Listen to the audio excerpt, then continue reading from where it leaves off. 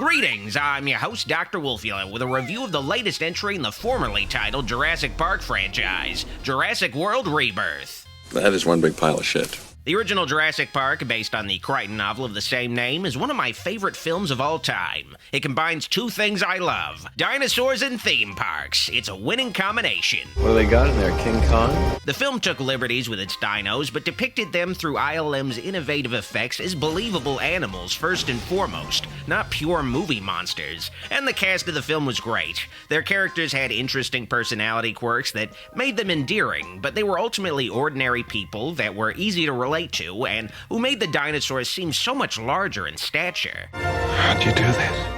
I'll show you. And John Williams' score never fails to give me chills on repeat watches. We're gonna make a fortune with this place. The film was lightning in a bottle, and with its sequels, I guess they decided to smash that bottle and never bothered to go out and get a new one. The Lost World is pretty good, but it was the only Spielberg sequel, and it felt like he knew he'd never make another one and bit off more than he could chew with the second. Tacking on a T-Rex loose in San Diego sequence instead of saving that for another sequel. It would be about 25 years before we get another Dinos on the Mainland movie, and it was mostly about giant bugs. Jurassic Park 3 was bland and mostly forgettable, but it had William H. Macy in it, so it gets a pass. We even have 2 seats reserved on the first commercial flight to the moon. The franchise's reboot with Jurassic World left me feeling kinda cold, too. It was a meta-commentary on soulless reboots by being a soulless reboot. Audiences, according to it, were bored with the franchise's familiar but already inaccurate dinos. If their genetic code was pure, many of them would look quite different, but you didn't ask for reality. You asked for more teeth. So let's just make a super dinosaur that is extremely hard to contain or kill, and the park is finally opened as a world, but it lacks the rich personality of Hammond's theming of the original park, trading it in for a lifeless, clean, technological look that felt generic. But it's part of the film's larger commentary, I guess. Audiences are apparently bored of dinosaurs, so distract them with a bunch of bells and whistles, and Chris Pratt's character felt like the antithesis of what made the original film's characters work. They make him this cool dinosaur trainer who rides his motorcycle alongside raptors, not relatable, and it took away from the sense of scale of the dinos for me psychologically. They're thinking, I gotta eat, I gotta hunt, I gotta... Jurassic World had some fun moments with dinos, sure, but the film felt like it was what it criticized. It was more about being a product than being about dinosaurs. Patented it, and packaged it, and slapped it on a plastic lunchbox, and now they're selling it. It was a successful product, though. All 3 films in the Jurassic World trilogy made over $1 billion, despite the second film mostly taking place in a Scooby-Doo mansion, and the third film mostly being about bugs with glorified cameos by the original cast in the hopes that people would actually fucking see it, which they did. That's bullshit. And that was enough for Universal to greenlight a reboot of the franchise that came just 3 years after its previous trilogy ended. But it was hard to be excited for Jurassic World Rebirth. David Koepp, the screenwriter of the first 2 films, returned though, so it did seem like an earnest attempt to right the ship, but it also felt like a PR stunt. Gareth Edwards was the director of Rebirth, and he gave us the Godzilla reboot with barely any Godzilla in it, and his last movie was The Creator, a film I saw in theaters because it looked cool, and it ended up being the most okay movie of all time. Jurassic World Rebirth wasn't generating any hype for me leading up to its release, but like a battered spouse constantly abused by their significant other, I came back for more. Is this new sequel truly the franchise reborn, or does it deserve extinction? I'll break down my thoughts with my review of Jurassic World Rebirth. But first I have a message from my sponsor, me! Pledge to my Patreon today to support the channel, help it continue to grow, and you'll also get access to weekly movie nights every Sunday, and archive commentaries if you missed the movie nights live. Just $5 a month to get a movie night every week. Here are the movies I'll be streaming next Sunday. Pledge to patreon.com/Dr. Wolfula if you're interested in my bonus streams, and I thank you in advance. Jurassic World Rebirth takes place 5 years after Dominion ended, and ironically, Rebirth is actually about dinosaurs dying off again. The dinosaurs were set free in Fallen Kingdom, but the Earth's modern climate is unable to sustain most dinosaurs. So the dinos still alive at this point in Rebirth are either in captivity or they have migrated to equatorial regions. So yeah, the dinosaurs are back to mostly being on isolated islands again. It's like Pandora's box closed itself. Very convenient. David Koepp said he he made this choice because he felt that dinosaurs on the loose in the world was fully explored in the previous 2 films, but I call bullshit on that. It barely felt addressed in Dominion. It seemed like the franchise was building up to exploring how humanity could coexist with dinosaurs. Humans and dinosaurs are now going to be forced to coexist. With the potential that dinosaurs could dominate the Earth again. You press that button, there's no going back. But the task became too daunting, so they just took things back to square one to make the movies easier to write. Welcome to Jurassic World. The new film takes place on a new island with the characters seeking out dinosaurs specifically inhabiting it. There was no reason to also state that dinosaurs are in decline and no longer encroaching on human territory beyond making the next movie easier to create. There's one thing the history of evolution has taught us. It's that life will not be contained. These movies are about chaos, so making the chaos contained again and so abruptly just feels like a cowardly, unearned move. But I guess at least they didn't retcon a status quo they didn't like to the point of just making several films non-canon. Can you be ready tomorrow? I can guarantee your safety. I mean, more or less. More or less? Rebirth tells the story of an unsurprisingly evil pharmaceutical exec named Martin Krebs, who puts together a special team to help him extract some dino DNA that supposedly is the cure for heart disease. If we get this DNA, millions of lives are saved. Which will make everyone involved in the expedition rich, because only the rich will be able to afford this miracle dinosaur blood cure. No one's dumb enough to go where we're going.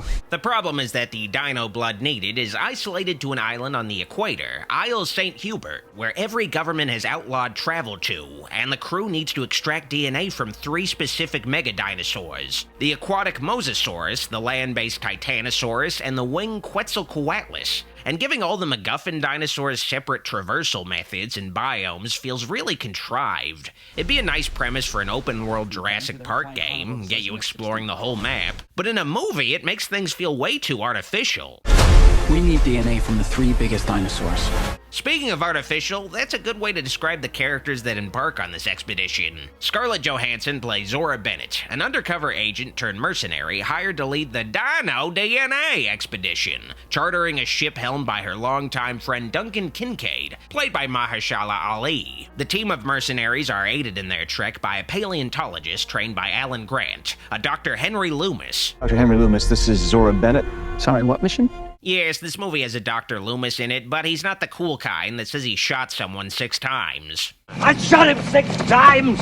Jurassic World Rebirth makes a fatal mistake with its core group of characters. It mostly tells us things about them instead of telling us who they are through their behavior and actions. We're the best at moving things and people in and out of places they shouldn't be. We're told sad details like how ScarJo's best friend blew up from a car bombing in the Middle East, that her job kept her away from being at her mother's funeral. We're told about how Kincaid's young son died and how it estranged him from his wife, but it all feels like an inorganic, manipulative way to make us care about these people. It's unprompted trauma dumping from them before we've even seen a dinosaur, before we've spent time with them. It's very alienating when the original endeared us more to its cast through their relationships. There are also no interesting stakes to this film's plot beyond curing heart disease in this fictional world, and who would have control over this cure. ScarJo only wants the money from this trip so she can be rich, which is relatable and probably why she took this acting job, but it isn't something that makes me care about seeing her succeed when they could have given some personal stake in this adventure, some reason for her to want this money or the cure. Duncan! It also doesn't help that Scarlett Johansson, while very attractive, is a pretty monotonous actress. That's kind of our specialty. She's definitely not flat, but her line delivery is. She might make me stiff, but I wish her acting wasn't all so stiff. None of what you just said is good. And when the movie's first half hour is mostly Scarlett Johansson having banal conversations, her monotone performance stands out in a really bad way. And then a family who's on their own journey ends up getting swept up in all of that. Adding on to the dull characters, for whatever reason, every Jurassic Park movie needs to involve kids and have a subplot exploring parenthood. Grandpa! Kids! So even though the film is about a crew of mercenaries on a dinosaur island, they still tack onto the story a family, the Delgados, that get shipwrecked after the Mosasaurus strikes their boat. You guys ever wish you had a boring dad? We do. The family is composed of a divorced dad, his 2 daughters, a teen and a tot, and his teen daughter's useless boyfriend Xavier, who stands out within this family unit for how shitty he is. They're probably worse off than they were to begin with. The dad doesn't like Xavier, and his girlfriend also doesn't seem to like him. Xavier treats everybody like shit, so he seems like he's a guy we're meant to root for dying, but then he has one heroic moment, and we're supposed to warm up to him and hope the dad finally sees what his daughter sees in Xavier or something. It's very strange. Come on. Now, the mercenaries have their own mission to carry out, so the Delgado family goes off on their own separate adventure, wandering around on the island until the mercenaries are done checking off their dino DNA list. During the Delgado family's little adventure, they encounter a baby aqualops they named Dolores, and we must protect Dolores at all costs. I've only had Dolores a day and a half, but if anything happened to her, I would kill everyone in this room and then myself. I'm going to buy every piece of Dolores merchandise I can, and you should too. She's scared. Jurassic World Rebirth feels like 2 separate movies crudely stapled together, bouncing between the mercenaries and the shipwrecked family stories that don't reconnect until the final act. The narrative becomes tedious to sit through. It feels like the Delgados were only added because Universal felt family audiences would feel alienated by a story exclusively involving mercenaries. They want these movies to reach everybody and make $1 billion, no matter how unfocused the story ends up becoming. Having essentially 2 human storylines in Rebirth also means less screen time for Dinosaurs, and it doesn't help that this flick is directed by Gareth Edwards, who's got a boner for not showing things in his movies. There's something very primal about dinosaurs. Consequently, even when there is a dinosaur threat in this film, it's often obscured or seen from a distance, which is probably for the best, hiding how bad CGI is nowadays. There are so few scenes with dinosaurs in Rebirth, I forget it's a Jurassic World movie, and then when a dinosaur does appear, I say, there's a dinosaur in this movie? The worst of the worst. The obfuscation of the dinosaurs in Rebirth does make them seem scarier, which dries up the film's horror vibes, something that's been missing in the series. And I did particularly enjoy a scene in the film where the characters have to retrieve a boat near a sleeping T-Rex, for the suspense of the scene, but mostly seeing a T-Rex acting like a normal animal. Sleeping, drinking water from a river, it was a nice reminder that it's not a movie monster, it's an animal just following its instincts. Unfortunately, moments like this are few and far between, especially when the film's main threat is returning gimmickry from the previous Jurassic World trilogy. In that trilogy, we saw InGen making super dinos, and in this film it's revealed that InGen's failed attempts at mutating dinosaurs ended up on Isle St. Hubert instead of being euthanized as a tax write-off, like Disney Plus delisting the Willow TV show no one watched. They conducted experimental work here. These mutated freak dinos include some weird frog raptor things with wings called mutodons, but the chief freak on the island is the Distortus Rex, which is supposed to be a 6-limbed T-Rex, but it looks like a giant xenomorph or a rancor monster or a fucking Cloverfield. It just looks too alien. It barely resembles a dinosaur, which I guess is the point, but it being the last dinosaur you see in the film left a really bad impression on me. Like I didn't just watch a Jurassic Park movie and instead saw some alien knockoff.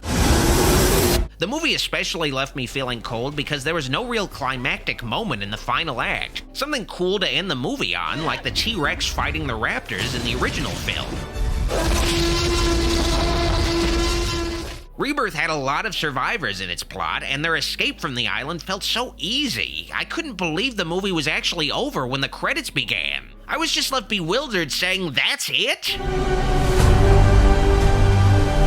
Jurassic World Rebirth is, I guess, maybe better than the last 2 Jurassic World films, but that's not saying much, and I still don't feel totally convinced with myself making that statement. But at the same time, I feel like it would be hyperbole to call Rebirth the worst film in the series. But then again, that's how these studios win. They make their sequels mediocre in such a bewildering way that it becomes difficult to properly gauge whether a franchise is getting better or worse, where you can come out of a sequel now and say, well, I guess at least it wasn't as bad as the last one, when maybe it was. You can't really tell how much better one pile of shit is from another pile of shit. They're all piles of shit ultimately. That is one big pile of shit. It's also unfortunate that the Jurassic World series just feels so far removed from the original Jurassic Park at this point. They keep saying they're getting back to what made that movie great, while still drifting further and further away to the point where this series just feels like a generic B-movie dinosaur franchise. They just occasionally show the InGen logo or mention Alan Grant, and that's all you have to know. It's a Jurassic Park sequel.